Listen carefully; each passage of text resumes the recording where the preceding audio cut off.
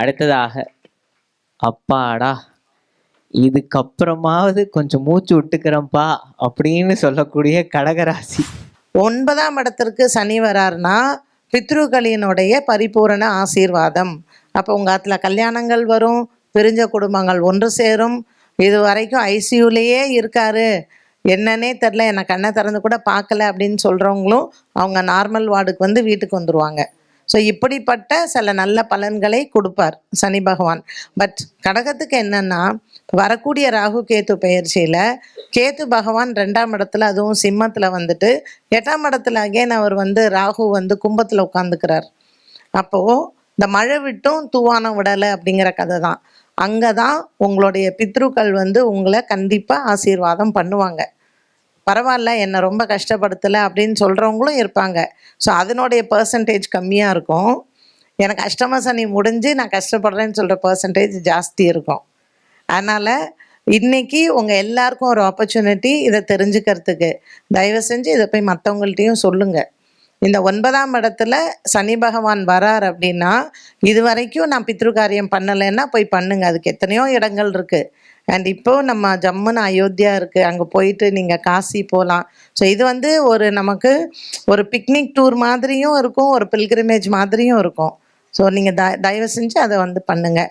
இந்த அஷ்டம சனி அப்படிங்கிறது நமக்கு ஒரு நல்ல பலன் வரும், இது விட்டுறது, நம்மளுடைய குடும்ப பிரச்சனைகள் ஃபஸ்ட்டு தீரும். ஆனால் கேது 2ஆம் இடத்துல வரும்பொழுதும் உங்களுடைய வார்த்தைகளில் கவனமாக இருங்க. நீங்கள் புதுசாக உங்கள் பையனுக்கு கல்யாணம் பண்ணியிருக்கீங்கன்னா, மாமியாராக இருந்தீங்கன்னா தனி கொடுத்தன வச்சுருங்க. மருமகள்கிட்ட பேசி சண்டை வாங்கிக்காதீங்க. நீங்கள் நாத்தனாராக இருந்தீங்கன்னா, தம்பி பொண்டாட்டிக்கு அட்வைஸ் பண்ணுறேன், அண்ணன் பொண்டாட்டிக்கு அட்வைஸ் பண்ணுறேன் பண்ணாதீங்க. அவங்க உப்பே போடாமல் சமைச்சா கூட நல்லா இருக்குன்னு சொல்லிவிடுங்க. அப்போ தான் இந்த ராகு கேத்துவும் 18 months 1.5 வருஷம். அண்ட் இந்த சனி பகவான் 2.5 வருஷம். ஸோ பாக்கியத்தில் அவர் போய் உட்காந்துக்கிறாரு, 8ல் ராகு வரார். ஸோ ஃபேமிலி இஷ்யூஸ் அப்படிங்கிறது நமக்கு இருந்துகிட்டே இருக்கும். அதனால் அதில் நம்ம கொஞ்சம் கேர்ஃபுல்லாக இருக்கலாம்.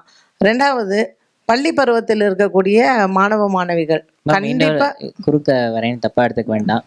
நீங்கள் வாக்கு சொல்லிட்டீங்க, குடும்பம் சொல்லிட்டீங்க, தனஸ்தானமும் அந்த இடம் தான் இருக்குது. ஆமாம், அது அந்த சொல்கிறேன். அதாவது படிக்கக்கூடிய பள்ளி மாணவ மாணவிகளுக்கு கம்மியாக நம்ம வந்து ஒரு ஃபீஸ் கட்டி படிக்க வைக்கலான்னு நினைப்போம். ஆனால் அது ஜாஸ்தியாக போய் கட்டுற மாதிரி ஆகிடும்.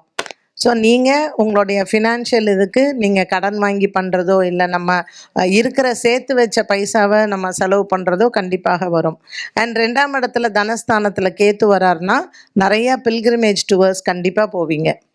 ஸோ என்னென்ன ஆசைகள்லாம் இருக்கோ உங்கள் பிள்ளைகள் உங்களுக்கு அதை நிறைவேற்றி கொடுக்கறதுக்கு, இல்லை உங்கள் ஹஸ்பண்டு யாரோ, நமக்கு வந்து ஃப்ரெண்ட்ஸு, இந்த மாதிரியான விஷயங்கள் எல்லாம் நமக்கு நல்ல ஒரு ஜாலியாகவும் இருக்கும் கடகராசிக்காரர்களுக்கு. ஏன்னா கடந்த 2.5 ஆண்டு காலம் குடும்பத்தில் நிறைய சண்டைகள், பேச்சுக்கள், ஆஃபீஸ்லேயும் நிறையா கெட்ட பேர், அவச்சொல், இதெல்லாமே வந்திருக்கும். இப்போ இந்த கேத்து ராகு பயிற்சிக்கு பிறகு நம்ம வார்த்தைகள்லேயும் நம்ம தனத்துலேயும் நம்ம கவனமாக இருக்கணும். உங்கள் குழந்தைங்க விஷயத்துலேயும் கொஞ்சம் ஜாக்கிரதையாக இருங்க. ஏன்னா பசங்க வந்து கொஞ்சம் பொய் சொல்கிறதுக்கெல்லாம் நிறைய வாய்ப்பு இருக்குது. அண்ட் இன்றைக்கி காலகட்டத்தில் பசங்களை வந்து ஸ்கூலுக்கு அனுப்புறது, காலேஜ் அனுப்புறதே நமக்கு பயம்தான். ஏன்னா எல்லாருக்குமே தெரியும் ட்ரக்ஸ் அப்படிங்கிறது இன்றைக்கி ஓப்பனாக இருக்குது. ஸோ உங்கள் குழந்தைங்க கடகராசிக்காரர்களாக இருந்தாங்கன்னா, இந்த 2ல் கேது 8ல் ராகு வர்றதுனால கொஞ்சம் கவனமாக இருங்க. நம்ம ஊரில் பக்கத்தில் இருக்கிற ஸ்கூலில் போடுங்க. ரொம்ப பேர் அந்த படோடோபத்துக்காக நம்ம பசங்களை படிக்க வைக்க வேண்டாம். பக்கத்தில் இருக்கிற ஸ்கூலில் போடுங்க. ஸோ வெளிநாட்டில் இருக்கிறவங்க, நான் இங்கே இருக்கிறவங்களுக்கு சொல்லியிருக்கேன், வெளிநாட்டில் இருக்கிறவங்களுக்கு தான் இன்னும் பசங்களை வளர்க்கக்கூடிய கஷ்டங்கள் அதிகமாக இருக்குது இன்றைக்கி காலகட்டத்தில். ஸோ வெளிநாட்டில் இருப்பவர்கள் கடகராசிக்காரர்கள் இந்த அஷ்டமத்திலேருந்து சனி போனாலும் அஷ்டம ராகு வர்றதுனால ஸ்ரீராம ஜெயத்தை டெய்லி எழுதுங்க. உங்கள் பசங்களுக்கும் ஒரு ப்ராக்டிஸாக பண்ணுங்கள்.